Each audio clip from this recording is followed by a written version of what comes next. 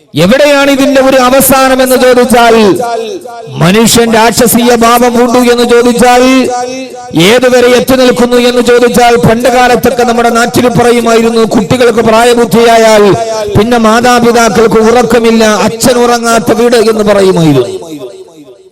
ഇന്ന് കാലത്തിന്റെ ഗതിവിഗതികൾ സംഭവിച്ചപ്പോൾ അത് മാറി. ഇന്ന് പ്രായം കുറഞ്ഞ അച്ഛൻ വീട്ടിലുണ്ടെങ്കിൽ പ്രായബുദ്ധിയായ മകൾക്ക് താൻ കിടന്നുറങ്ങുന്ന ബെഡ്റൂമിന്റെ വാതിൽ കുച്ചിനാതെ കിടക്കാൻ പേടിയാവുന്ന ഒരു കാലഘട്ടത്തിലേക്ക് ആ പൊന്നോമന മകൾക്ക് പേടി അടുത്തുള്ള കള്ളുകച്ചവടക്കാരുടെയല്ല, അവിടുത്തെ നൊട്ടോറിയസ് ക്രിമിനലെയല്ല, ആ നാട്ടിലെ ഏറ്റവും ഒരു സദാചാര വിരുദ്ധനെയല്ല, തന്റെ റൂമിനോട് ചേർന്ന് കിടക്കുന്ന ചുമരിന്റെ മറുഭാഗത്ത് കിടന്നുറങ്ങുന്ന അച്ഛനെ പേടിച്ചിട്ട് സ്വന്തം ബെഡ്റൂമിന്റെ കുറ്റിയിടാൻ കഴിയാതെ ഉറങ്ങാൻ പറ്റാത്ത മക്കളുടെ കാലമായി പിശാചുക്കൾ പാർക്കുന്ന വേതാള നഗരം പോലെ ഈ ഭൂമി അതപ്പതിച്ചു പോകുമ്പോ, സ്വന്തം പിതാവിനാൽ ഗർഭിണിയാക്കപ്പെട്ട 548 പെൺകുട്ടികൾ കേരളത്തിലുണ്ട് എന്ന റിപ്പോർട്ടുകൾ നമ്മോട് സൂചിപ്പിക്കുമ്പോ, കേരളത്തിന്റെ ഒരു പുതിയ കവി സത്താർ ആദൂരിന്റെ ഒരു 2 വരി കവിതയുണ്ട്. അദ്ദേഹം പറയുകയാണ്, ഇരുട്ടിന്റെ മറവിൽ തന്റെ മാറിന് നേരെ മാനഭംഗം ചെയ്യാൻ വരുന്നവരിൽ നിന്ന് രക്ഷ നേടാൻ പൊന്നുമോൾ ഉറക്ക വിളിച്ചു അച്ഛാ എന്ന് വിളിക്കാൻ അവൾ വാതുറന്നപ്പോഴാണ് തന്നെ മാനഭംഗപ്പെടുത്താൻ വരുന്നത് തന്റെ അച്ഛനാണ് എന്ന് അവൾക്ക് മനസ്സിലായത്. ഇനി അവൾ ആരെ വിളിച്ചിട്ടാണ് ഒരു സംരക്ഷണത്തിന് കേടുക എന്ന് മലയാളത്തിന് ആധുനിക കവി ചോദിച്ച ഒരു ചോദ്യമുണ്ട്. യഥാർത്ഥത്തിൽ ഇന്ന് മനുഷ്യനെത്തി നിൽക്കുന്ന എല്ലാം ലൈംഗികതയാണ് എന്ന് കരുതുന്ന, എല്ലാം കാമത്തിന്റെ പേക്കൂത്താണ്, ജീവിതത്തിന്റെ അവസാനത്തെ രസം എന്ന് കരുതുന്ന ഒരു വല്ലാത്ത അവസ്ഥയിലേക്ക് നമ്മുടെ സമൂഹം മാറിപ്പോവുകയാണ്. യഥാർത്ഥത്തിൽ ഈ സമൂഹത്തിന്റെ ദുഷ്കൃതികളിൽ പെട്ടുപോയവരും പെടാത്തവരും എല്ലാവർക്കും മനസ്സിൽ ആഗ്രഹമുണ്ട്, ഒരു മാറ്റം എല്ലാവരും കൊതിക്കുന്നുണ്ട്. പക്ഷെ മാറ്റം എവിടെയാണ് മാറ്റമുണ്ടാവുക? എങ്ങനെയാണ് ഈ മനുഷ്യരുടെ മാറ്റമുണ്ടാവുക? സ്വയം ഒരു പരിവർത്തനത്തിന് സാധ്യമല്ലല്ലോ. ഇന്ത്യ രാജ്യത്തിന്റെ പാർലമെന്റ് മന്ദിരത്തിന്റെ എല്ലാ കവാടങ്ങളിലും ഓരോ മതപ്രമാണങ്ങളുടെ ഓരോ വരികൾ എഴുതി വെച്ചിട്ടുണ്ട്. അതിന് 6ാം കവാടത്തിൽ അയം നിജപരോ വേദിഗണനാലകുചേതസ ഉദാര ചരിതാനാം തുവസുദൈവ കുടുംബകം എന്ന ഗീതയുടെ വാക്കുകൾ ഇപ്പോഴും എഴുതി വെച്ചിട്ടുണ്ട്. ഇന്ത്യ രാജ്യത്തിന്റെ പാർലമെന്റ് മന്ദിരത്തിന്റെ 7ാമത്തെ കവാടത്തിൽ വിശുദ്ധ ഖുർആന്റെ ഒരു ആയത്ത് എഴുതി വെച്ചിട്ടുണ്ട്. പാർലമെന്റ് മന്ദിരത്തിൽ ഇന്നല്ലാഹ ലാ യുഗയ്യിറു മാ ബിഖൗമിൻ ഹത്താ യുഗയ്യിറു മാ ബിഅൻഫുസിഹിം, സ്വയം നന്നാവാൻ ഒരു ജനത തീരുമാനിക്കുന്നത് വരെ അല്ലാഹു അവരെ മാറ്റുകയില്ല.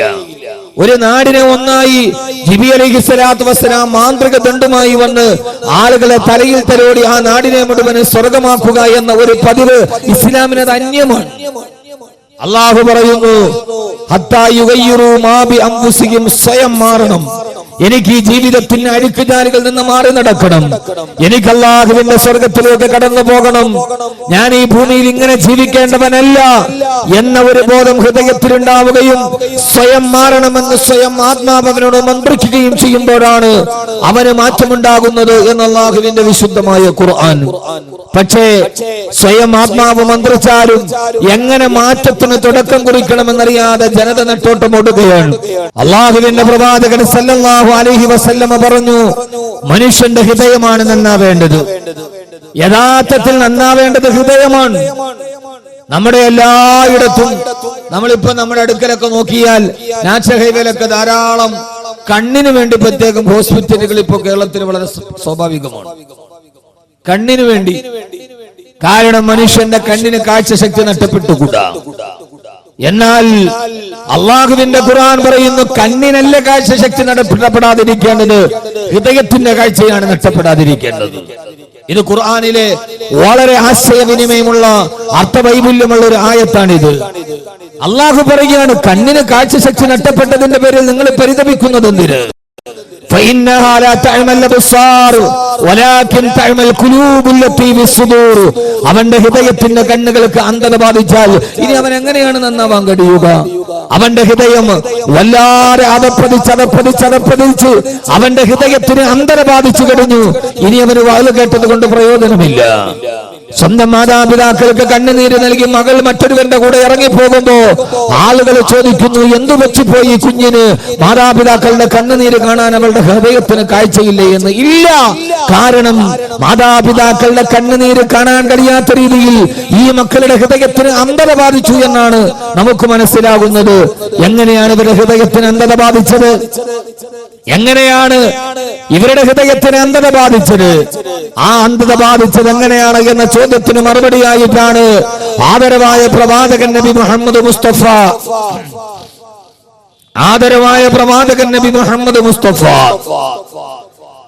സല്ലല്ലാഹു അലൈഹി വസല്ലമ പറയുകയാണ്, ഇന്നൽ അബ്ദ ഇദാ ഖതഅ ഏതെങ്കിലും ഒരു അടിമ അല്ലാഹുവിന് ഇഷ്ടപ്പെടാത്തൊരു പാപം ചെയ്താൽ അവന്റെ ഹൃദയത്തിന്റെ ഉള്ളിൽ അല്ലാഹു ചില കറുത്ത അടയാളങ്ങളെ രൂപാന്തരപ്പെടുത്തുമത്രേ. ഓരോ പാപം ചെയ്യുന്തോറും അവന്റെ ഹൃദയത്തിന്റെ ഉള്ളിൽ ചില കറുകറുത്ത അടയാളങ്ങൾ വീണ് ആ കറുത്ത അടയാളം അവന്റെ ഹൃദയത്തിൽ പാപത്തിന് അനന്തരഫലമായി രൂപാന്തരപ്പെടുമ്പോ ഹബീബായ നബി സല്ലല്ലാഹു അലൈഹി വസല്ലമ പറയുകയാണ്, ഇദാ താബാ വസ്തഗ്ഫറ, അവൻ പശ്ചാത്തപിക്കുകയും ഇസ്തിഗ്ഫാർ ചെയ്യുകയും ചെയ്താൽ, ഒരു പാപം ചെയ്ത ഉടനെ താൻ ചെയ്തതൊരു പാപമാണെന്ന് അവന്റെ ഹൃദയത്തിൽ ബോധോദയം ഉണ്ടാവുകയും അല്ലാഹുവേ ഈ പാപം ചെയ്യുന്നത് നിനക്ക് ഇഷ്ടമല്ലല്ലോ എന്ന ബോധോദയത്തോടെ ഇദാ താബാ വസ്തഗ്ഫറ, അവൻ തൗബ ചെയ്ത് ഇസ്തിഗ്ഫാർ ചെയ്താൽ ആ കറുത്ത അടയാളത്തെ ഹൃദയത്തിൽ നിന്നാഹു മായിച്ചു കളയുമത്രേ. വീണ്ടും അവന്റെ ഹൃദയം സ്ഫടിക സമാനമായി ജ്വലിക്കുമത്രേ. അതല്ല, പാപം ചെയ്തതിന്റെ കൂടെ അത് പാപമാണെന്ന് കരുതി പശ്ചാത്തലിച്ച് തിരിച്ചു വരാറ് വീണ്ടും അവൻ പാപം തന്നെ ചെയ്യാൻ തീരുമാനിച്ചാൽ അല്ലാഹു പറയുകയാ, ഓരോ കറുത്ത അടയാളങ്ങൾ ഓരോന്നായി അവന്റെ ഹൃദയാന്തരത്തിൽ രൂപാന്തരപ്പെട്ടു അവസാന പാപത്തിന്റെ തോതനുസരിച്ച് അവന്റെ ഹൃദയം മുഴുവനും കറുത്ത് കരുവാളിച്ചു പോകും. അതിനാണ് റാൻ എന്ന് പറയുന്നതെന്ന് ഹബീബായ നബി മുഹമ്മദ് മുസ്തഫ. ആ ഒരവസ്ഥയ്ക്കാണ് റാൻ എന്ന് പറയുന്നത്. അതാണ് ഖുർആൻ പറഞ്ഞത്, കല്ലാ ബൽ റാന അലാ ഖുലൂബിഹിം മാ കാനൂ യക്സിബൂൻ. അവരുടെ ഹൃദയത്തിന്റെ ഉള്ളിൽ കറുപ്പ് രൂപാന്തരപ്പെട്ടു അവര് നിത്യജീവിതത്തിന്റെ പാപങ്ങൾ ഹൃദയത്തിന്റെ കറുത്ത അടയാളങ്ങളായി രൂപാന്തരപ്പെട്ട് ആ കറുപ്പവന്റെ ഹൃദയത്തെ മുഴുവനും പൊതിഞ്ഞു കഴിയുമ്പോ പിന്നെ അവന്റെ ഹൃദയത്തിലേക്ക് നന്മയുടെ വേദവാക്യങ്ങൾ ഇറങ്ങി ചെല്ലുകയില്ല. ഖതമല്ലാഹു അലാ ഖുലൂബിഹിം വഅലാ സമഇഹിം വഅലാ അബ്സാരിഹിം ഗിശാവാ. ഇതാരെ കുറിച്ചാണ് ഖുർആൻ പറഞ്ഞതെന്നറിയോ? അവരുടെ ഹൃദയത്തിന് സീല് വെച്ച് കഴിഞ്ഞു, അവരുടെ കണ്ണുകൾക്ക് അന്ധത ബാധിച്ചു കഴിഞ്ഞു. ആരെ കുറിച്ചാ പറയുന്നത്? ഇത് അബൂജഹലിനെ കുറിച്ച് പറഞ്ഞ ആയത്തല്ല. ആദരമായ പ്രവാചകൻ നബി മുഹമ്മദ് മുസ്തഫ സല്ലല്ലാഹു അലൈഹി വസല്ലമയുടെ മദീനത്തെ പള്ളിയിൽ ഒന്നാമത്തെ സഫിൽ മസ്ജിദുൻ നബവിയിൽ ബാങ്ക് മുഴങ്ങുമ്പോ ഒന്നാമത്തെ സഫിൽ വന്നിട്ട് അബൂബക്കർ ഉമർ റളിയല്ലാഹു തആല അൻഹു അടക്കമുള്ള പ്രബലരായ സഹാബാക്കളുടെ അടുക്കൽ വന്ന് നിങ്ങളെല്ലാം സഫ് ശരിയാക്കി നേരെ നിൽക്കണേ. യഖ്റുജു ഇലൈനാ റസൂലുള്ളാഹ്, ഹബീബായ നബി സല്ലല്ലാഹു അലൈഹി വസല്ലമ ഇമാമത്തിന് വേണ്ടി വരുന്നുണ്ട്. എല്ലാവരും സഫ് ശരിയാക്കി നിൽക്കണേ എന്ന് അല്ലാഹുവിന്റെ പ്രവാചകന്റെ മസ്ജിദുൻ നബവി 5 വഖത്തിന് സഫ് വ്യക്തമാക്കി നിർത്തിയിരുന്ന താടിയും തലപ്പാവും ഉണ്ടായിരുന്ന ആ മനുഷ്യനെ കുറിച്ചാണ് അല്ലാഹുവിന്റെ ഖുർആൻ പറഞ്ഞത്. ആ മനുഷ്യൻ സ്വർഗത്തിലല്ല, അവൻ നരകത്തിന്റെ ഏറ്റവും അടിത്തട്ടില. കാരണമെന്നറിയുമോ?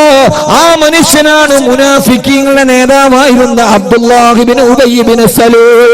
അയാള് നിസ്കരിക്കാത്തത് കൊണ്ടല്ല, അയാള് നോമ്പ് പിടിക്കാത്തത് കൊണ്ടല്ല, വളരെയേറെ ചിന്തിക്കണം, അയാളെ നെറ്റിയിൽ നിസ്കാരത്തടമില്ലാത്തത് കൊണ്ടല്ല. പിന്നെയോ ആ മനുഷ്യന് ഖതമല്ലാഹു അലാ ഖുലൂബിഹിം വഅലാ സമഇഹിം വഅലാ അബ്സാരിഹിം ഗിശാവാ. മദീനത്തെ പള്ളിയുടെ മിമ്പറിൽ നിന്നിട്ട് ഗഗനലോകത്ത് നിന്ന് ലൗഹുൽ മഹ്ഫൂദിന്റെ രഹസ്യമായി വന്ന ജിബ്രീൽ അലൈഹിസ്സലാത്തു വസ്സലാം പകർന്നു കൊടുത്ത അറിവ് അല്ലാഹുവിന്റെ റസൂലിന്റെ ഭൂമുഖത്ത് നിന്ന് നേരിട്ട് കേട്ടവരാണവർ. പക്ഷേ ആ പ്രസംഗവും പ്രഭാഷണവും അവരുടെ ഹൃദയത്തിലേക്ക് ഇറങ്ങിപ്പോയില്ല. കാരണം അവരുടെ ഹൃദയം കറുത്തുപോയിരുന്നു.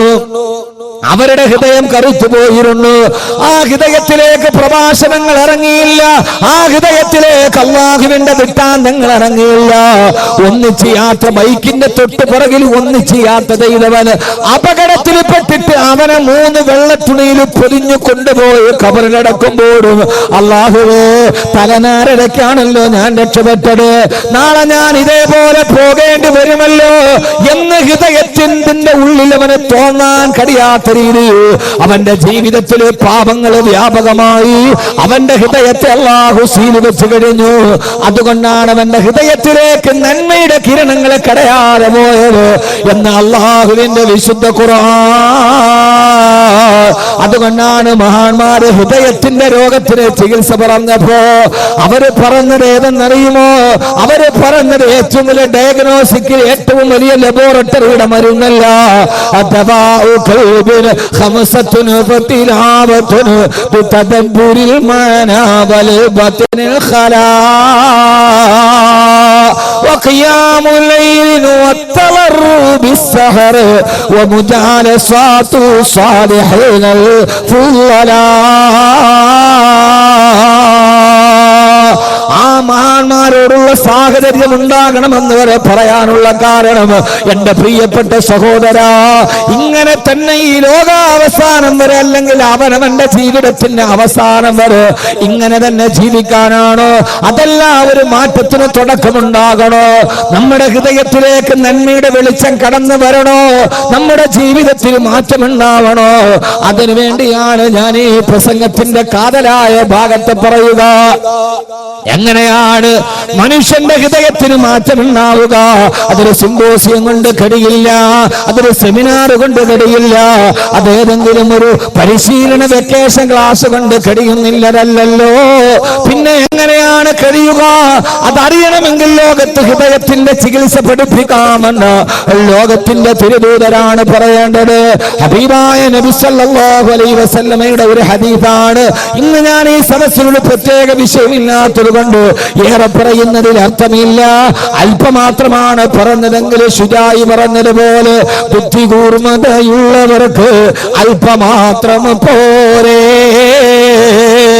എന്ന് ശുജായി പാടിയിട്ടുണ്ട്.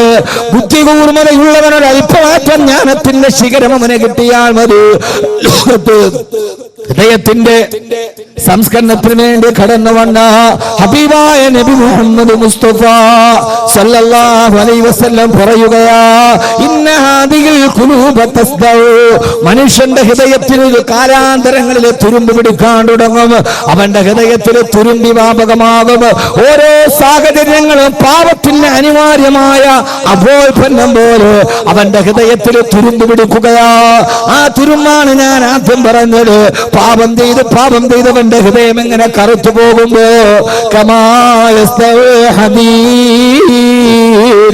ഇരുമ്പിന് തുരുമ്പ് പിടിക്കുന്നത് പോലെ, ഏത് വിധമാണോ ഇരുമ്പിനെ തുരുമ്പ് നശിപ്പിക്കുന്നത് അതേപോലെ നിങ്ങളുടെ ഹൃദയത്തെ തുരുമ്പ് നശിപ്പിച്ചു കളയും എന്ന് ഹബീബായ മുത്തുനബി സല്ലല്ലാഹു അലൈഹി വസല്ലമ സഹാബത്തിനോട് പറഞ്ഞപ്പോ സഹാബാക്കളുടെ ഭാഗത്തുനിന്ന് ഒരു ചോദ്യമുണ്ടായി.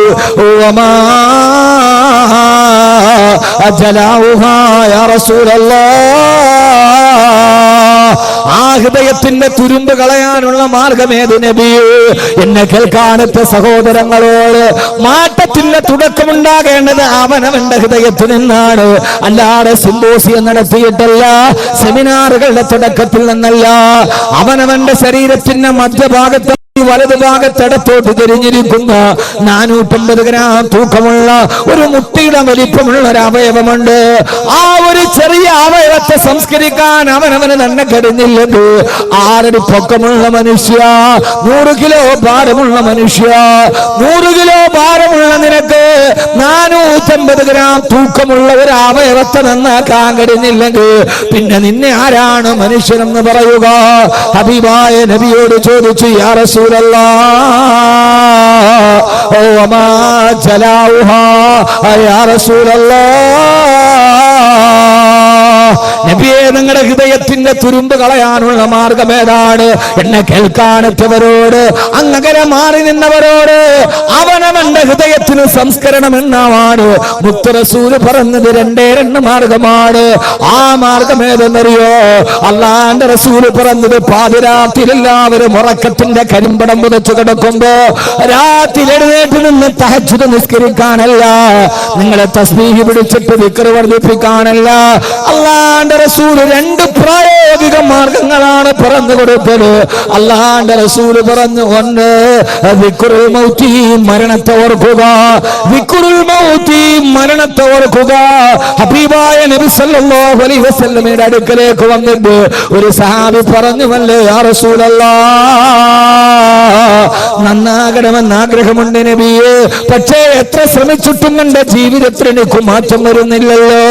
എന്റെ ജീവിതത്തിൽ മാറ്റം വരാണ് എന്തെങ്കിലും ഒരു പോംവഴി പറയാൻ പറഞ്ഞപ്പോ ഹബീബായ റസൂലുള്ളാഹി സ്വല്ലല്ലാഹു അലൈഹി വസല്ലമ പറഞ്ഞു കൊടുത്തത്, സഹാബി നിനക്ക് മാറണോ, നിനക്ക് പരിവർത്തനം ഉണ്ടാവണോ? ആവണം നബിയേ. എന്നാൽ അതിന് ഒറ്റ ദിക്ർ മാത്രമേ ഉള്ളൂ. അതേതെന്നറിയോ? കന്നക തമൂതാ, നാളെയാണ് നീ മരിക്കുന്നതെന്ന് ഉറപ്പിക്കുക. ഇന്നെന്റെ ജീവിതത്തിന്റെ അവസാന ദിവസമാണ്. നാളെ പ്രമാണം കാണാൻ ഞാൻ ഉണ്ടാവില്ല, നാളത്തെ ഉദയം ഞാൻ കാണില്ല.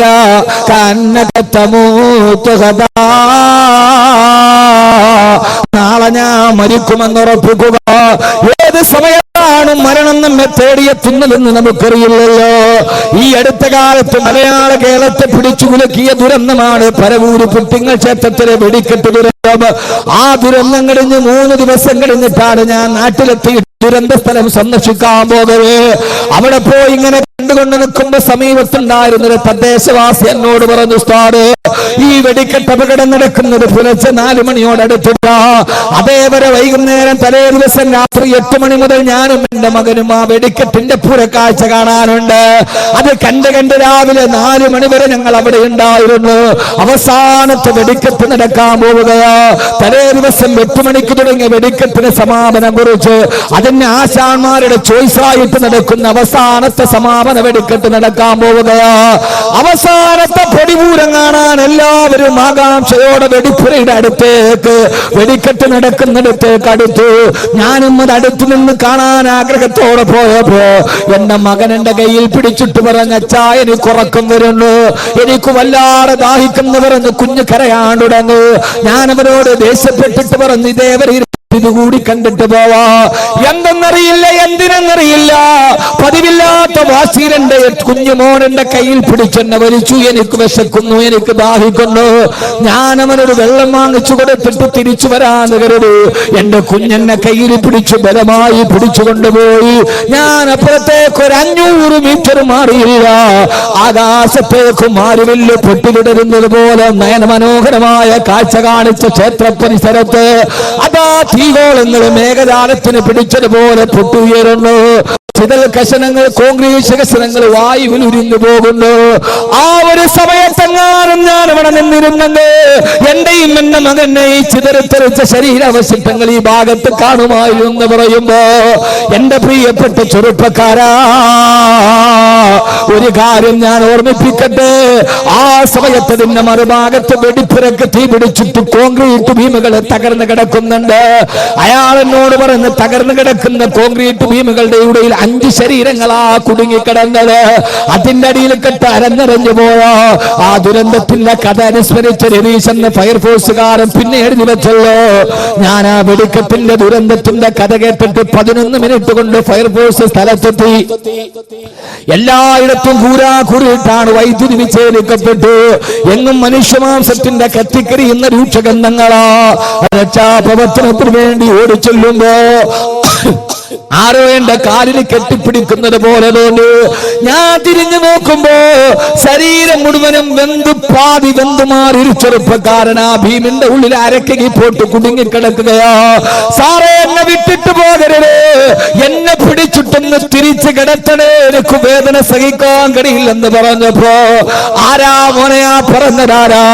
അതിനു മുമ്പ് സ്വന്തമായി തിരിഞ്ഞു കിടന്ന് സ്വന്തമായിട്ട് അവിടേക്ക് നടന്നു വന്ന സ്വന്തമായിട്ട് അവിടെ നിന്നിട്ടെല്ലാം കണ്ടുകൊണ്ടിരുന്ന എല്ലാവരോടും സഹോദരങ്ങളെ, ആ മനുഷ്യനാണ് മരണത്തിന് അനിവാര്യമായ ദുരന്ത മുഖത്തിന് മുമ്പിൽ നിൽക്കുമ്പോ എനിക്ക് സ്വയമായി തിരിയാൻ കഴിയില്ല, എന്നെ ഒന്ന് തിരിച്ചു മാറ്റിക്കിടത്തുമോ? ഒന്ന് സ്വയമായിട്ടൊന്ന് മാറിക്കിടക്കാൻ മറ്റൊരു തന്റെ കാലിൽ പിടിച്ചനുഭവിക്കേണ്ട അവസ്ഥ. അവരെന്നോട് പറഞ്ഞു, ആ ഭീമൊന്ന് മാറ്റാൻ JCB ഒന്നും അനങ്ങുന്നില്ല, രണ്ടാമത്തെ JCB ഒന്നും അനങ്ങുന്നില്ല. 3 JCB വന്നിട്ടതിന് 3 ടീത്തുകൾ ഒരേ സമയത്ത് പിടിച്ചപ്പോഴാ ഭീമൊന്ന് അനങ്ങി മാറിയത്. എന്നെ കേൾക്കാനെത്തുന്ന എന്റെ പ്രിയപ്പെട്ട ചെറുപ്പക്കാരാ, 3 JCB ഒരേ സമയത്ത് പിടിച്ചിട്ട് മാത്രം അനങ്ങിയ ഭീമാണ് അവിടെ നിന്ന് 1.5 കിലോമീറ്റർ അകലെ പരവൂർ ടൗണിന്റെ ഭാഗത്ത് ആ സമയത്ത് ആകാശത്തുകൂടി പറന്നുപോയി ബൈക്കിലേക്ക് കയറാൻ പോകുന്ന ചെറുപ്പക്കാരന് ആകാശത്തിലൂടെ പറന്നുപോയി. അത് നേരെ പോയി ടാർ റോഡിൽ ഇടിച്ചിട്ട് അവിടെ നിന്ന് നേരെ എതിർവശത്തുള്ള കടയുടെ ഷട്ടറിലിടിച്ച് അവിടെ നിന്ന് നേരെ തിരിച്ചാ ബൈക്കിലോട്ട് കയറുന്ന ചെറുപ്പക്കാരന്റെ തല അരച്ചുകൊണ്ട് കടന്നുപോയത്, തല തൊട്ടിത്തെറിച്ചുകൊണ്ട് കടന്നു പോകുന്നത്. ഞാനൊന്ന് ചോദിക്കട്ടെ, മരണമെത്തുന്ന 4 മിനിറ്റ് മുമ്പ് തൊട്ടടുത്ത് നിന്നവനെ 1/2 മീറ്റർ 500 മീറ്റർ അപ്പുറത്തേക്ക് മാറ്റിയിട്ട് 1.5 കിലോമീറ്റർ അപ്പുറത്ത് നിന്നവന്റെ അടുത്തിലേക്കും മരണത്തെ കൊണ്ടുപോയടാരാ? അത്രയും നേരം അടുത്ത് നിന്നവനോട് ഇല്ല 4-ാം മാസത്തിൽ നിന്റെ ഉമ്മാന്റെ ഗർഭാശയത്തിൽ ഞാൻ എഴുതി വെച്ച നിന്റെ ആയുസിന്റെ രേഖ എത്തിയിട്ടില്ല എന്ന് പറഞ്ഞിട്ടും മകന്റെ രൂപത്തിൽ കൈവെള്ളയിൽ പിടിച്ചിട്ട് അകലേക്ക് മാറ്റിയതാരാ? 1.5 കിലോമീറ്ററിൽ ഒന്നുമില്ലാതെ മാറി നിന്നവന്റെ അടുക്കലേക്ക് ആകാശത്തേക്ക് പാഞ്ഞുപോയ കോൺക്രീറ്റ് ബീം തറയിൽ കൊണ്ടിട്ട് ഷട്ടറിൽ തൊട്ട് തിരിച്ചു വന്ന് അവന്റെ തല പൊട്ടിത്തെറിച്ചു കൊണ്ടുപോയി. 1.5 കിലോമീറ്റർ അപ്പുറത്ത് നിന്നവനോട് 4-ാം മാസത്തിൽ ഉമ്മാടെ ഗർഭാശയത്തിൽ വെച്ച് നിന്റെ തലയിൽ ഞാൻ എഴുതി വെച്ച ആയുസ് നിമിഷത്തോടെ നിന്ന് പറഞ്ഞ് അടുത്ത് നിന്നവനെ അകലേക്ക് മാറ്റുകയും അകലെ നിന്നവനെ മരണത്തിന് പിടികൊടുക്കുകയും ചെയ്തതാരാ? ചെയ്ത തമ്പുരാനാണ്. ലാ ഹൗല വലാ ഖുവത ഇല്ലാ ബില്ലാഹ്. അവനാണ് ഏകനായ നിന്റെ റബ്ബെങ്കിൽ എന്റെ പൊന്നുമോനെ, വഫൗക തദ്ബീരിനാ വലില്ലാഹി തഖ്ദീറു. നമ്മളൊക്കെ ചിന്തിക്കുന്നതിനപ്പുറത്തേക്ക് അല്ലാഹുവിന്റെ ഒരു തീരുമാനത്തിന്റെ മുമ്പിലൂടെ നമ്മൾ ഇങ്ങനെ നടന്നു പോകുകയാ. എന്താണ് എന്റെ റബ്ബിനെ കുറിച്ച് നാളെ തീരുമാനിച്ചിരിക്കുന്നതെന്ന് എനിക്കറിയില്ലല്ലോ. അടുത്ത നിമിഷം എന്റെ ജീവിതത്തിന്റെ എന്റെ റബ്ബിന്റെ തീരുമാനം എന്തെന്ന് എനിക്കറിയില്ലല്ലോ. അതുകൊണ്ട് ഒരാൾക്കും ജീവിതത്തിൽ മാറണമെന്ന് ആഗ്രഹമുണ്ടോ? അതിലേറ്റവും പ്രധാനപ്പെട്ട കാര്യം കന്നക തമൂതു ഗദാ, നാളെ അവൻ മരിക്കുമെന്ന് ഉറപ്പിക്കുക. നാളെ രാവിലെയാണ് എന്റെ വീടിന്റെ മുമ്പിൽ നീല ടാർപ്പായ വലിച്ചു കെട്ടുന്നത്. നാളെയാണ്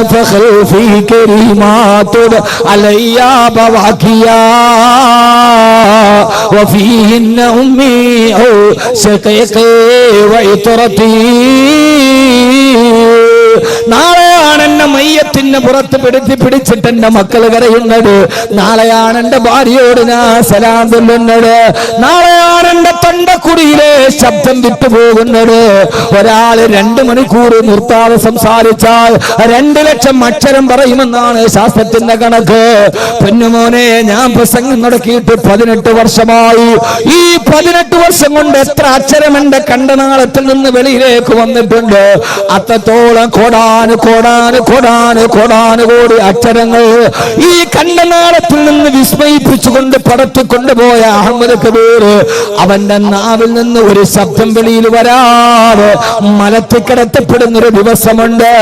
കെട്ടിപ്പിടിച്ചിട്ട് പൊട്ടിക്കരയുന്ന മക്കളോട് വാപ്പാ പോവുകയാണോ എന്ന് ചോദിക്കുമ്പോ മക്കള് വാപ്പ പോകുന്നത് വേറൊരു സ്ഥലത്തേക്കാണ്, അവിടെ നിങ്ങൾ വരുന്നതിനും കാത്ത് നിങ്ങളുടെ വാപ്പയുണ്ടാകുമെന്ന് പറയാണ്.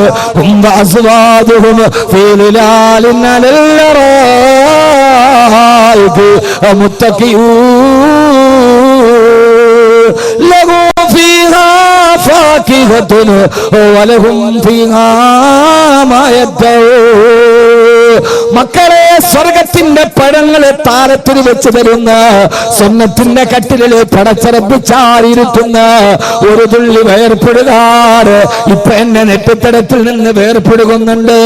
ആ വേർപ്പെടുകുന്നത് എന്തിനെന്നറിയോ? ആരൊക്കെ എന്തൊക്കെ പറഞ്ഞാൽ ഇതെന്നെ മക്കൾക്ക് ഹലാലായ ഭക്ഷണം കൊടുക്കാൻ ഞാൻ അനുഭവിക്കുന്ന വേർപ്പ് തുള്ളിയാണിത്. പക്ഷേ ഒരു തുള്ളി വേർപ്പ് തുള്ളി നമ്മുടെ ശരീരത്തിൽ നിന്നൊഴുകാറ് നമ്മുടെ ഭാര്യ മക്കൾക്ക് ഭക്ഷണം കൊടുക്കാൻ കഴിയുന്നൊരു ഭൂമിയുണ്ട്. ആ ഭൂമിയാണ് സ്വർഗം. കിളക്കണ്ട പൂക്കണ്ട, വെയിൽ കൊള്ളണ്ട, നിനക്കുള്ളതൊന്നും തന്നെ നീ അറിയണ്ട. കൊതിക്കുന്ന പഴമടുക്കുന്നതാ കയറണ്ട, പറിച്ചാലുടൻ മുളയ്ക്കുന്നതാ കുറയണ്ട. നീ ആഗ്രഹിച്ചതൊക്കെ നിന്റെ കൺമുമ്പിൽ പടച്ചറപ്പ് നൽകുന്ന ഒരു ലോകത്തേക്കാണ് നിങ്ങളുടെ വാപ്പ പോകുന്നത്. നിങ്ങളെ കാത്തു വാപ്പ എവിടെ ഉണ്ടാകുമെന്ന് പൊട്ടിക്കരയും എന്റെ മക്കളോട് പറയണമെന്ന് എനിക്ക് ആഗ്രഹമുണ്ട്. പക്ഷേ 18 വർഷം കൊണ്ട് കോടാനുകോടി അക്ഷരങ്ങള് ഉമിനീരിൽ തേലത്തി പറഞ്ഞ എനിക്ക് ആ സമയത്ത് മിണ്ടാൻ കഴിയാറ്. അത് കണ്ടുകൊണ്ട് കണ്ണും പൂട്ടി കിടക്കേണ്ടി നിൽക്കുന്നൊരു ദിവസം നിനക്ക് വരാനുണ്ട്. ആ ദിവസമാണ് തുഅമ്മലു ഫിദ്ദുനിയാ, തുഅമ്മലു ഫിദ്ദുനിയാ. ഈ ദുനിയാവിലെ ആഗ്രഹങ്ങൾക്ക് അറുതിയിടപ്പെടുന്ന ദിവസം നാളെയാണ് ഞാൻ മരിക്കുന്നത് എന്ന് നമ്മൾ ആര് എന്ന് ഹൃദയത്തിൽ ഉറപ്പിക്കുന്നു. അന്നാണ് നമ്മൾ ജീവിതത്തിൽ മാറാൻ തുടങ്ങുക. ഹബീബായ നബി സല്ലല്ലാഹു അലൈഹി വസല്ലമയുടെ അടുക്കലേക്ക് വന്ന് ഒരു സഹാബി പറഞ്ഞു, യാ റസൂലല്ലാഹ്, നിസ്കാരത്തിൽ ഇഖ്ലാസ് കിട്ടുന്നില്ല നബിയേ. എത്ര നിസ്കരിക്കാൻ കൈകെട്ടിയാലും എല്ലാ പെണ്ണുങ്ങളെയും സംശയമാണല്ലോ. നിസ്കാരത്തിന് കൈകെട്ടുമ്പോ ഭയങ്കര ചിന്തകളാ. നിസ്കാരത്തിൽ ഇഖ്ലാസ് കിട്ടുന്നില്ല നബിയേ. എന്റെ നിസ്കാരത്തിൽ ഇഖ്ലാസ് കിട്ടാൻ ഒരു ദിക്ർ പറഞ്ഞു നടക്കുമോ? ദിക്റില്ല പെങ്ങളെ, സലാത്തില്ല പെങ്ങളെ. അല്ലാഹുവിന്റെ റസൂൽ പറഞ്ഞു, സഹാബി, നിന്റെ നിസ്കാരത്തിൽ നിനക്ക് ഇഖ്ലാസ് കിട്ടണോ? കന്ന സലാത്ത് മുവദ്ദിഅൻ, യാത്ര പറയാൻ പോകുന്നവന്റെ നിസ്കാരമാണെന്ന് കരുതി നിസ്കരിക്കുക. ഇതെന്റെ അവസാനത്തെ ഇശാ നിസ്കാരമാണ്. നാളെ സുബഹി നിസ്കരിക്കാൻ ഞാൻ ഉണ്ടാവില്ല. ഞാൻ മണ്ണിന്റെ അടിയിലേക്ക് പോകാൻ പോവുകയാ. ഇതൊടുക്കത്തെ നിസ്കാരമാണെന്ന് ഓരോ വക്കത്ത് നിസ്കരിക്കുക. എന്നാ നിന്റെ നിസ്കാരത്തിൽ നിനക്ക് ഇഖ്ലാസ് കിട്ടുമെന്ന് ലോകത്തിന്റെ മുത്ത്, ആദർശത്തിന്റെ സത്ത്, ആമനയുടെ പൊന്നേ പൊന്നൊളി മുത്ത് നബി മുഹമ്മദ് മുസ്തഫ. അപ്പൊ യഥാർത്ഥത്തിൽ എന്താ ഇതിന്റെ അർത്ഥം? എല്ലാവരെയും അത് ബാധിച്ചിട്ടുണ്ട്, ആണും പെണ്ണും ഒക്കെ. 2025 കേരളത്തിൽ പുരുഷന്മാരെക്കാൾ മദ്യപന്മാർ സ്ത്രീകളാകുമെന്നാണ് പുതിയ സാമൂഹ്യ വകുപ്പിന്റെ സർവേ. സ്ത്രീകൾ മദ്യപിക്കാൻ തുടങ്ങി.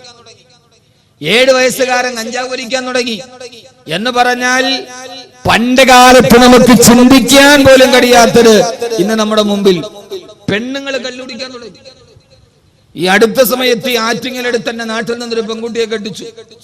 വിവാഹബന്ധം ഫെയിലർ ആയപ്പോ മധ്യസ്ഥ ചർച്ചയ്ക്ക് വേണ്ടി പോയപ്പോൾ ആ പെൺകുട്ടി കരഞ്ഞുകൊണ്ട് ഞാനടക്കമുള്ള സദസ്സിൽ പറഞ്ഞത്, ആ വീട്ടിലെ ആണും പെണ്ണും മുഴുവനും വൈകുന്നേരം ടെറസിലിരുന്ന് മദ്യപിക്കും, എന്നെ മദ്യപിക്കാൻ എന്നെ നിർബന്ധിച്ചു, ഞാൻ അതുകൊണ്ടാണ് അവിടെ നിന്ന് ഇറങ്ങി വന്നതെന്നാണ് ഒരു പെൺകുട്ടി ഒരു അനുരഞ്ജന സദസ്സിൽ ഈ മഹലിൽ ആറ്റിങ്ങൽ പരിസരത്തുള്ള ഒരു വീടിനെ കുറിച്ച് പറഞ്ഞു.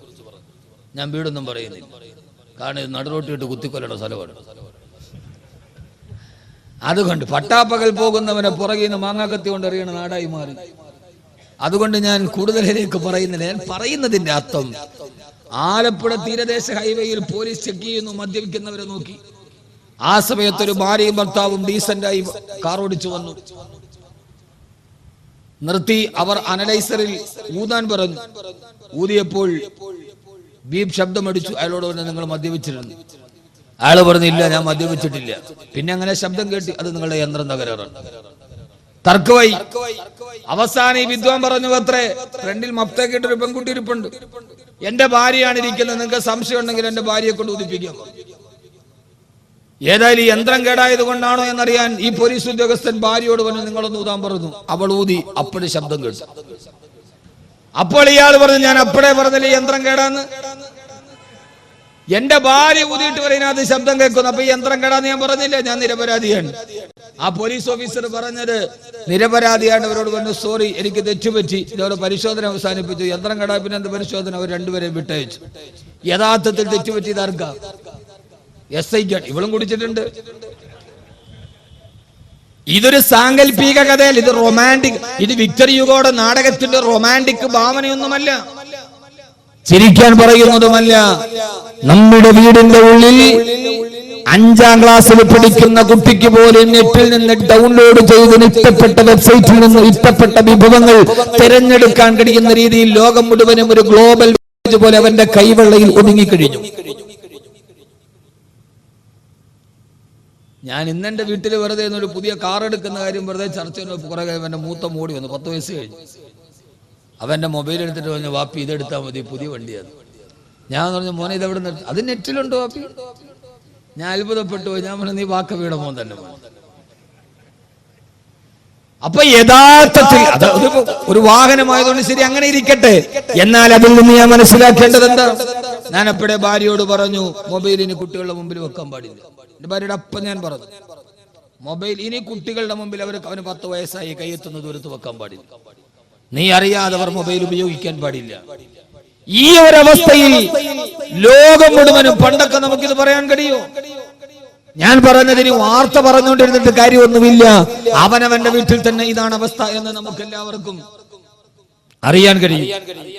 ആ ഒരവസ്ഥയിൽ മാറുമ്പോ ആദരവായ പ്രവാചകൻ നബി മുഹമ്മദ് മുസ്തഫ, ആദരവായ പ്രവാചകൻ നബി മുഹമ്മദ് മുസ്തഫ സല്ലല്ലാഹു അലൈഹി വസല്ലമ പറയുകയാണ്, അതിന് ഒരേ ഒരു മാർഗം മാത്രമേ ഉള്ളൂ, ദിക്റുൽ മൗതി, മരണത്തെ കുറിച്ച് ഓർമ്മിക്കുക.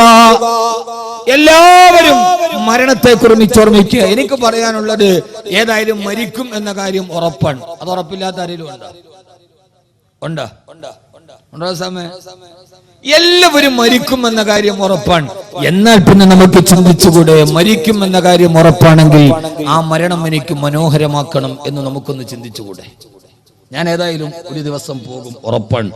എന്നാൽ പിന്നെ ആ പോകുന്ന ദിവസം ഞാൻ എല്ലാവരെയും അമ്പരപ്പിച്ചുകൊണ്ട് പോകുമെന്ന് തീരുമാനിക്കാൻ നമുക്ക് കഴിയാത്തത് എന്താ? നമ്മൾ ഇതുകൊണ്ട് നേടിയത്? റഷ്യൻ സാഹിത്യകാരനായ ടോൾസ്റ്റോയുടെ ഒരു നാടകമുണ്ട്, ദ വാർ ആൻഡ് പീസ്, യുദ്ധവും സമാധാനവും. അതൊരു ചെറിയ കഥ അദ്ദേഹം പറയുന്നുണ്ട്. രാജാവ് പറഞ്ഞു, പ്രജകൾ കൊട്ടാരത്തിൽ വന്നാൽ രാവിലെ മുതൽ അവർ ഓടാൻ തുടങ്ങണം. രാവിലെ മുതൽ ഓടി എവിടെ പോയി അവർ ഓട്ടം നിൽക്കുന്നുവോ അത്രയും സ്ഥലം അവർക്ക് ഞാൻ എന്ന് എഴുതി കൊടുക്കും. നാട്ടുകാർ മുഴുവനും വന്നു. രാവിലെ മുതൽ ആളുകൾ ഓടാൻ തുടങ്ങി. എവിടം വരെ ഓടിയെത്തുന്നു അത് മുഴുവനും രാജാവ് അവർക്ക് സ്വന്തമായി കൊടുക്കും. ബാവോ എന്നു പേരുള്ള ഒരു പാവപ്പെട്ട മനുഷ്യൻ വന്നു. അയാൾ ഓടാൻ തുടങ്ങി. ഓടി ഓടി ദിവസങ്ങളായി ഭക്ഷണം കഴിച്ച് വിഷണ്ണനായ മനുഷ്യൻ ഭക്ഷണം കഴിച്ചിട്ടില്ല, പാപമാണ്. ഓടി തളർന്ന് തൊണ്ട വളർന്നപ്പോ ആളുകൾ കൊണ്ടുപോയി വെള്ളം കൊടുത്തു. അയാൾ പറഞ്ഞു, വെള്ളം കുടിക്കാൻ നിൽക്കാൻ എനിക്ക് സമയമില്ല, അത്രയും സമയം കൂടി ഓടി തീർത്താൽ അത്രയും മണ്ണ് കൂടി എനിക്ക് സ്വന്തമാണ്. അവസാനം ഓടി ഓടി തളർന്നു മരണവെപ്രാളമായി. ആളുകൾ വെള്ളം കൊണ്ടുപോയി കൊടുത്തു. അപ്പോഴും പറഞ്ഞു, ഇല്ല, ഒരടി കൂടി ഓടിയാൽ അത്ര മണ്ണും കൂടി എനിക്ക് സ്വന്തമാണ്. അവസാനം അയാൾ ആ പാതപടിയിൽ തളർന്നു വീണു മരിച്ചു. രാജാവ് പറഞ്ഞവൻ ഓടി സ്ഥലം ഞാൻ അവന് കൊടുക്കാമെന്ന് പറഞ്ഞാണ് ഒന്ന് അളന്നു നോക്കാൻ പറഞ്ഞു. രാജകിങ്കരന്മാര് വന്ന അയാൾ ഓടിയ സ്ഥലം അളന്നു നോക്കി. കൃത്യം 6 അടി ഉണ്ടായിരുന്നു. 6 അടി അവന് കൊടുത്തു. നിങ്ങളൊന്ന് ചിന്തിച്ചു നോക്കി, ഈ കഥയ്ക്ക് നമ്മുടെ ജീവിതവുമായി വല്ല സാമ്യമുണ്ടോ? ഒന്ന് എന്നെ നോക്കി. ഞാൻ ഈ പറഞ്ഞ കഥയ്ക്ക് നമ്മുടെ ജീവിതമായി എന്തെങ്കിലും ഒരു സാമ്യമുണ്ടോ? ഒന്ന് നന്നായിട്ട് ഉറങ്ങാൻ കഴിയാതെ, ഒന്ന് നന്നായി വിശ്രമിക്കാൻ കഴിയാതെ, നന്നായിട്ടൊരു ഭക്ഷണം കഴിക്കാൻ കഴിയാതെ, ഭാര്യയുടെയും മക്കളുടെ കൂടെയും ഒരു അല്പനേരം സ്വന്തമായിട്ടൊന്ന് ഇരിക്കാൻ കഴിയാതെ, നമ്മുടെ മാതാപിതാക്കളോട് കുശലം ചോദിക്കാൻ പോലും സമയമില്ലാതെ, ഒരു മുണ്ട് പോലും എടുത്തെടുക്കാൻ കഴിയാതെ, രോഗമുണ്ടെന്നറിഞ്ഞിട്ടും ഡോക്ടറെ പോലും കാണാൻ പോലും സമയം കിട്ടാതെ നമ്മൾ ഇങ്ങനെ ഓടി ഓടി ഓടി ഓടി ഓടി ഓടി സമ്പാദിച്ചിട്ടും ഏറ്റവും അവസാനം നമുക്ക് സ്വന്തമായി കിട്ടിയത് എന്താണ്? എന്താ സ്വന്തമായി കിട്ടിയത്? 6 അടി മണ്ണ്. 6 അടി മണ്ണിന്റെ ജന്മി എന്ന് പഴയൊരു പാട്ട് കേട്ടിട്ടുണ്ട്. യഥാർത്ഥത്തിൽ ഈ ഓടിയിട്ടൊക്കെ നമുക്ക് കിട്ടിയത് 6 അടി മണ്ണല്ലേ? അതിന്റെ അപ്പുറത്തേക്ക് ആരാ കൊണ്ടുപോയത്? ആരും കൊണ്ടുപോയിട്ടില്ല. എന്നാൽ പിന്നെ നമുക്ക് ചിന്തിച്ചുകൂടെ? എന്താ ചിന്തിക്കേണ്ടത്? ഏതായാലും ഒരു ദിവസം ഈ ലോകത്തിന്റെ ഈ തീർത്ഥാടനത്തിന് അവസാനം കുറിച്ച് ഞാൻ ഏറ്റവും അവസാനം ഇവിടെ നിന്ന് തിരിച്ചു പോകും 6 അടി മണ്ണ് മാത്രമാണ് എനിക്ക് സ്വന്തമുള്ളതെങ്കിൽ എന്റെ അവസാനത്തെ മരണ ദിവസം ഏറ്റവും മനോഹരമാക്കണമെന്ന് എനിക്ക് ചിന്തിച്ചുകൂടെ? അതാണല്ലോ ഒരു മനുഷ്യ ജീവിതത്തിന്റെ അവസാനത്തെ തെളിവെങ്കിൽ. എന്റെ പ്രിയപ്പെട്ട സഹോദരങ്ങളെ, മഹാനായ അസ്റായീൽ അലൈഹിസ്സലാത്തു വസ്സലാം കടന്നു വരുമ്പോ യഥാർത്ഥത്തിൽ അസ്റായീൽ എത്ര പേടിക്കുന്ന ആളൊന്നുമല്ല. എല്ലാവരും മരണദൂതനെ പറഞ്ഞ് പേടിക്കാറുണ്ട്. പക്ഷേ മഹാനായ ഹുദൈഫ റളിയല്ലാഹു തആല അൻഹു വഫാത്താകുന്ന നേരം അസ്റായീൽ അലൈഹിസ്സലാത്തു വസ്സലാം റൂഹ് പിടിക്കാൻ വന്നപ്പോ ഹുദൈഫ റളിയല്ലാഹു തആല അൻഹു ഉറക്കെ പറഞ്ഞു, ഹബീബുന ജാഇലാ ഫാഖാ, ഞാൻ ഇതേവരെ കാണാൻ ആഗ്രഹിച്ച എന്റെ കൂട്ടുകാരിൽ ആരെയാണോ ഒന്ന് കാണാൻ ഞാൻ എന്റെ ഹൃദയത്തിൽ കൊതിച്ചിരുന്നത്, ആ കൂട്ടുകാരൻ ഹബീബുന് ജാഇലാ ഫാഖാ. ആ കൂട്ടുകാരൻ എന്റെ തലയുടെ മുകൾ ഭാഗത്ത് വന്ന് നിൽക്കുന്നവല്ലോ. ഞാൻ ഇയാളെയാണ് കാണാൻ കൊതിച്ചിരുന്നത്.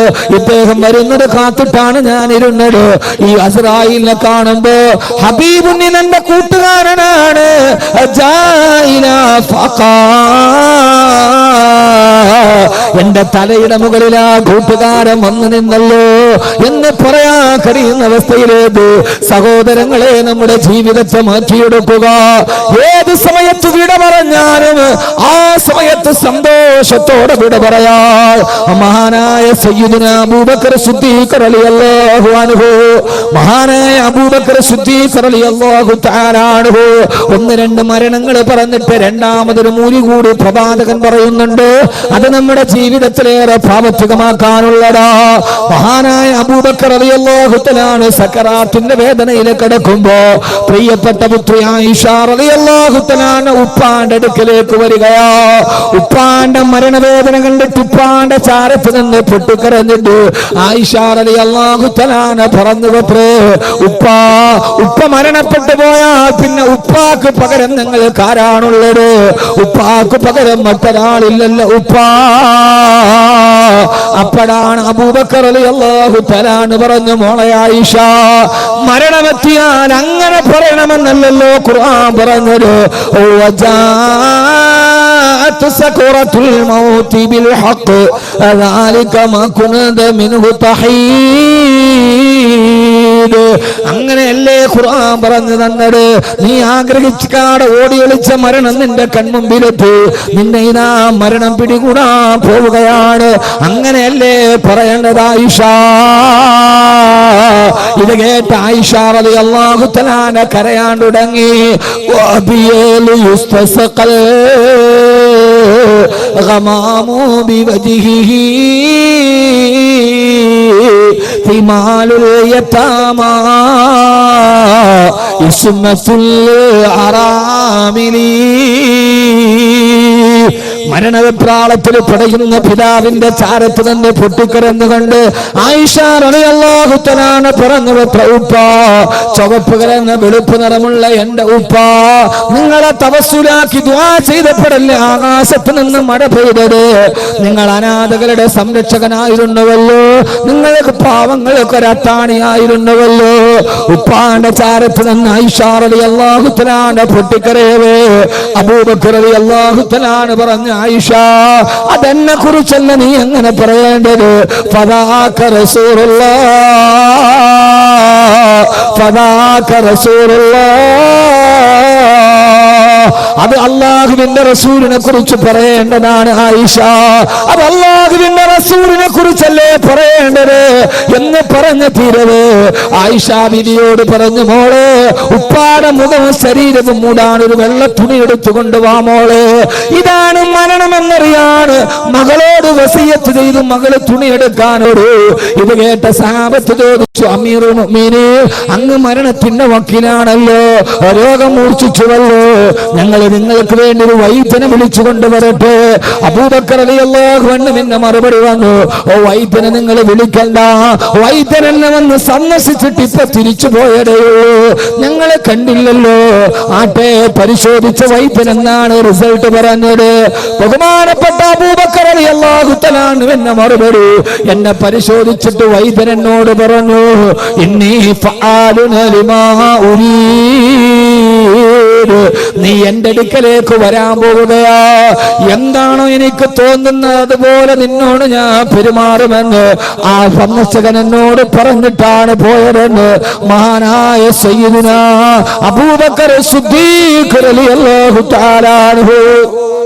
സഹോദരങ്ങളെ, ആയിഷ റളിയല്ലാഹു തആല വെള്ള തുണിയുമായി വരുമ്പോ അശ്ഹദു അല്ലാ ഇലാഹ ഇല്ലല്ലാഹ് വ അശ്ഹദു അന്ന മുഹമ്മദർ റസൂലുള്ളാഹ്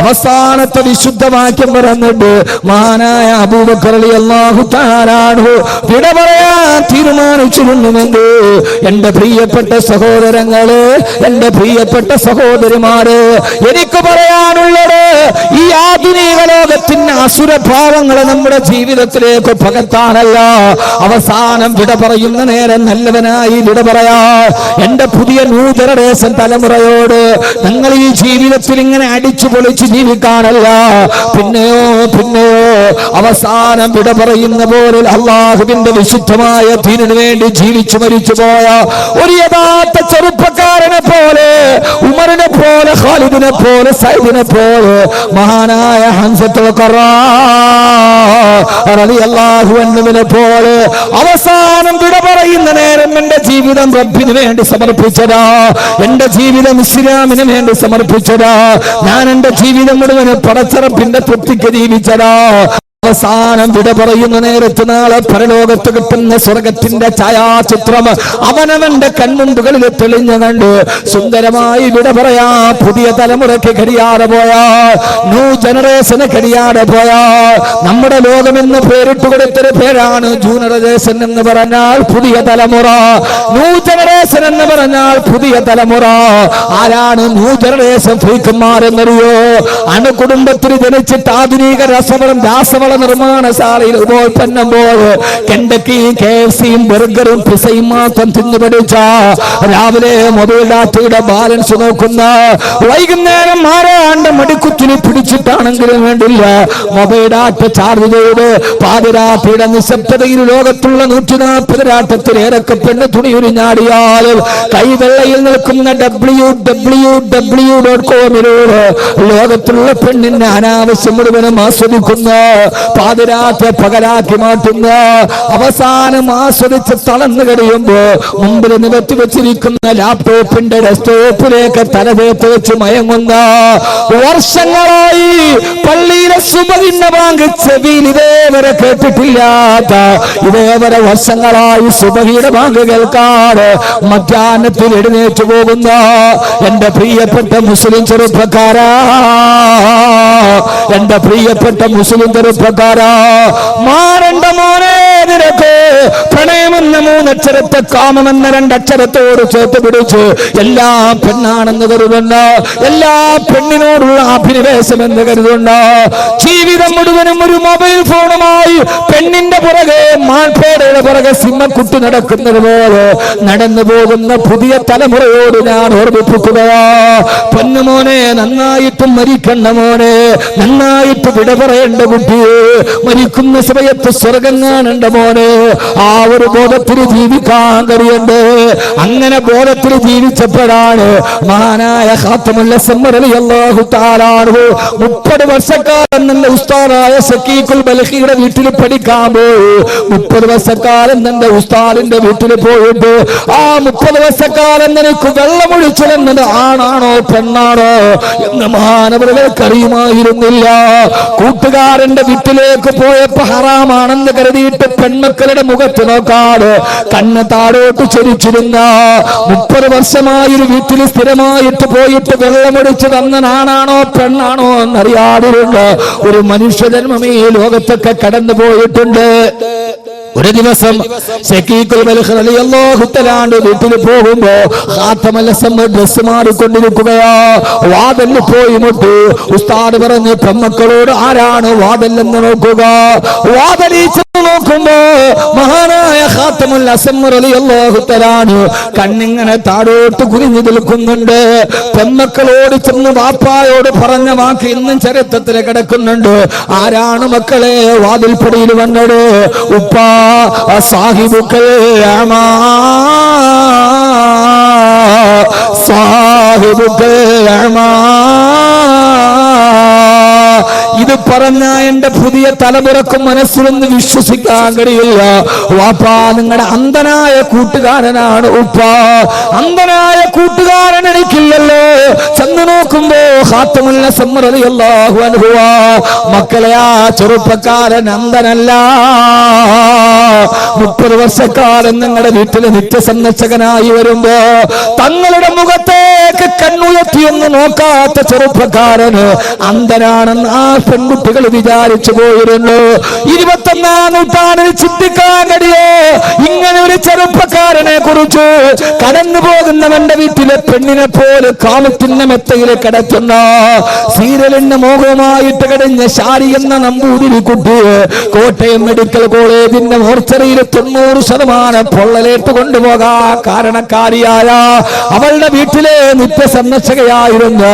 അവളുടെ അമ്മയുടെ ബന്ധുവായിരുന്നുവെങ്കിൽ സഹോദരങ്ങള് കാണുന്നവനെയൊക്കെ കൂട്ടിക്കൊടുക്കുന്ന ലോകത്ത് 30 വർഷക്കാലം ഒരു വീട്ടിൽ പോയിട്ടൊരു പെൺകുട്ടികളുടെ മുഖത്ത് നോക്കാതെ ആ പെൺകുട്ടികൾ ഇത് അന്ധനാണെന്ന് ധരിച്ചു പോയിരുന്ന അതാ വീട്ടിൽ മാത്രമല്ല മഹാനവകാ നാട്ടിലെ അങ്ങാടിയിലൂടെ നടന്നു പോകുമ്പോ അരുതാത്ത കാഴ്ചകളൊന്നും കാണാതിരിക്കാൻ കണ്ണ് താഴേക്ക് നടത്തുമ്പോ അത് കാണുമ്പോ അങ്ങാടിയിലെ ആളുകൾ പറയുമായിരുന്നു അത്രേ, അല്ലാഹുവേ അല്ലാഹുവേ അല്ലാഹുമ്മ ഇന്നി അഊദു ബിക മിനൽ അമാ. അല്ലാഹുവേ നിന്നോട് ഞങ്ങൾ അന്ധതയിൽ നിന്ന് കാവലിനെ തേടുന്നു അല്ലാ. ആ നടന്നു പോകുന്ന മനുഷ്യനോട് അന്ധനാണെന്ന് കരുതിയിട്ട് അങ്ങാടിയിലെ ചുറ്റുവട്ടത്ത് നിന്ന ആളുകൾ ഞങ്ങളെ ഇങ്ങനെ അന്ധനാക്കല്ലേ അല്ലാ എന്ന് കാവലിനെ തേടുന്ന രീതി അല്ലാഹുവിന് ഇഷ്ടപ്പെടാത്തവന്റെ കണ്ണിന് വേണ്ടാന്ന് പറഞ്ഞിട്ട് സഹോദരങ്ങളെ എന്റെ ചെറുപ്പക്കാരെ നമ്മുടെ കണ്ണുകൾ കൊണ്ട് കാണുന്നത് പാപമാ. ഒന്നും വേണ്ട, നമ്മുടെ ഹൃദയം കറുക്കാൻ അധിക സമയം വേണ്ട. കണിയാപുരത്ത് നിന്ന് നേരെ കഴക്കൂട്ടം വരെ സഞ്ചരിച്ചാൽ മതിലുകളിൽ വെച്ചിരിക്കുന്ന പോസ്റ്ററുകൾ കണ്ടാൽ മതി. ഹറാമിന്റെ പേക്കൂത്ത് നടത്തുമ്പോ മക്കളും ഭാര്യയുമായിട്ട് നടക്കാൻ കഴിയാത്ത സിനിമാ നടിമാരുടെ അടിപ്പാവാടയുടെ കളർ പോലും കാണിക്കുന്ന അർദ്ധനഗ്ന പോസ്റ്ററുകൾ വ്യാപകമാകുമ്പോ ഒരു കാര്യത്തിൽ ഇതൊക്കെ കാണാൻ വിധിക്കപ്പെട്ടവരാണ് നമ്മൾ. പെട്ടെന്ന് തുറന്നാൽ ഫേസ്ബുക്ക് ഓൺ ചെയ്താൽ അശ്ലീലതയുടെ ആവർത്തന ഭാവങ്ങളെ കാണുമ്പോ ഒരു കാര്യത്തിൽ ഗൾഫ് രാഷ്ട്രത്തിൽ ജീവിക്കാൻ കഴിഞ്ഞാൽ കുറച്ച് നല്ലതാണ്. GCCയിൽ എവിടെ പോയാലും ദേശീയ പാതയിലൂടെ സഞ്ചരിക്കുമ്പം ബോർഡ് കാണും ലാ തനസബിക്കറല്ലാ, അല്ലാഹുവിനെ ദിക്റിനെ മറക്കരുത്. കുറച്ചുകൂടെ പോകുമ്പോ ബോർഡ് കാണും കുൽ സുബ്ഹാനല്ലാഹ്, കുൽ അൽഹംദുലില്ലാഹ്, കുൽ അസ്തഗ്ഫിറുല്ലാഹ്. അത് കണ്ടാൽ തന്നെ നമ്മൾ അറിയാതെ ഇസ്തിഗ്ഫാർ പറയുമല്ലോ. പക്ഷേ നമ്മുടെ പ്രബുദ്ധ കേരളത്തിലെ അരക്കിനി പോട്ട് തുണിയില്ലാത്ത പെണ്ണിന്റെ ആഭാസത്തിന് അശ്ലീലതകൾ കാണുമ്പോ എന്റെ പൊന്നുമോനെ Laila Majnu പാടിയിട്ടുണ്ടല്ലോ, Laila Majnu പാടിയിട്ടുണ്ടല്ലോ. വകൈഫ തറാ Laila ബിഐനിൻ തറാ ബിഹാ സിവാഹാ ഫമാ തഹറതു ബിൽ മതാബിഇ. മജ്നൂ ലൈലയെ പ്രേമിച്ച് ഞാൻ നിങ്ങളോടൊരു പ്രേമത്തിന്റെ കഥ പറയാ. ഇൻഷാ അല്ലാഹ് രസകരമായൊരു പ്രേമകഥ നിങ്ങൾക്ക് ഞാൻ പറഞ്ഞു തരാം. അതാകുമ്പോ പിന്നെ കുട്ടികൾക്ക് വലിയ ഇഷ്ടമാണല്ലോ. ലൈല മജ്നൂ ലൈലയെ ഒത്തിട്ട് മജ്നൂൻ എന്ന കാമുകം പാടിയടാ. ഞാൻ എന്റെ കണ്ണുകൾ കൊണ്ട് ലൈലയല്ലാത്തൊരു പെണ്ണിനെ കണ്ടാൽ പിന്നെ എനിക്ക് ലൈലയെ ആ കണ്ണുകൊണ്ട് കാണണമെങ്കിൽ കരഞ്ഞ് കണ്ണുനീര് കൊണ്ട് എന്റെ കണ്ണ് കഴുകി ശുദ്ധിയാക്കിയാലല്ലാതെ ഞാൻ എന്റെ ലൈലയെ വഞ്ചിച്ചല്ലോ. അവളല്ലാത്തൊരു പെണ്ണിനെ ഞാൻ നോക്കിയല്ലോ. എന്റെ ലൈലയല്ലാത്ത മറ്റൊരു പെണ്ണിനെ ഞാൻ ഈ കണ്ണുകൊണ്ട് കണ്ടാൽ കണ്ണുനീര് കൊണ്ട് കഴുകി ശുദ്ധിയാക്കിയാലല്ലാതെ എനിക്ക് പിന്നെ ആ കണ്ണുകൊണ്ട് എന്റെ ലൈലയെ കാണാൻ സാധ്യമല്ലെന്ന് പാടിയ മജ്നൂ ഈ ബൈത്ത് എഴുതിയിട്ട് ഹുജ്ജത്തുൽ ഇസ്ലാം അബൂ ഹാമിദുൽ ഗസ്സാലി റളിയല്ലാഹു അൻഹു ചോദിക്കുകയാ, എടാ ചെറുപ്പക്കാരാ, നിന്റെ കണ്ണുകൾ കൊണ്ട് ഹറാമുകൾ മുഴുവനും കണ്ടിട്ട് ആ ഹറാമ് കണ്ട കണ്ണുകള് കണ്ണുനീര് കൊണ്ട് കഴുകി ശുദ്ധിയാക്കാറ് നാളെ നീ സ്വർഗത്തിൽ എങ്ങനെയാ നിന്റെ പടച്ചറപ്പിന്റെ ലിക്കായിനെ കാണുക? ആ കണ്ണുകൊണ്ട് നിനക്ക് അല്ലാഹുവിന്റെ ലിക്കായിനെ കാണാൻ പറ്റുമോ? സിവാഹാ ഫമാ തഹറതു ബിൽ മദാമിഇ. എന്റെ കുട്ടികളോട് ഞാൻ ഹൃദയത്തിൽ തൊട്ട് ചോദിക്കുകയാ, ഈ നെറ്റുകളും ഈ വൈസുകളും ഈ ബ്രൗസറുകളും ഒക്കെ എടുത്ത് ഓരോ അശ്ലീലങ്ങളെ കണ്ട് ആസ്വദിച്ച് സുഖിച്ച് രസിച്ചിട്ട് ആ കണ്ണുകൊണ്ട് എങ്ങനെയാ മോനെ നിന്റെ റബ്ബിനെ നിനക്ക് കാണാൻ കഴിയുക? അതുകൊണ്ട് ഈ തമ്മാടിത്തരത്തിൽ നിന്നൊരു തിരിച്ചു വേണോ? ഹൃദയത്തിൽ ഉറപ്പിക്കണേ. കണ്ണൊക്കെ നാളെ ഞാൻ മരിക്കും എന്ന കാര്യം ഉറപ്പാക്കുക. അല്ലാഹു തൗഫീഖ് നൽകട്ടെ.